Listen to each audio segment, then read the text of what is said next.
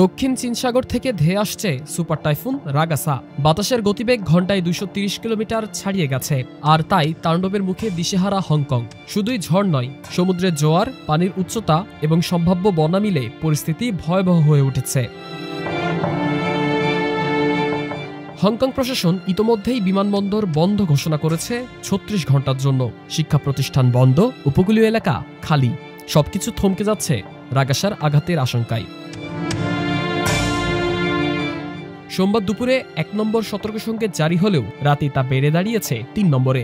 মঙ্গলবার বিকেলের মধ্যে 8 নম্বর সতর্ক সংকেত জারি হতে পারে বলে আশঙ্কা প্রকাশ করছে অবজারভেটরি।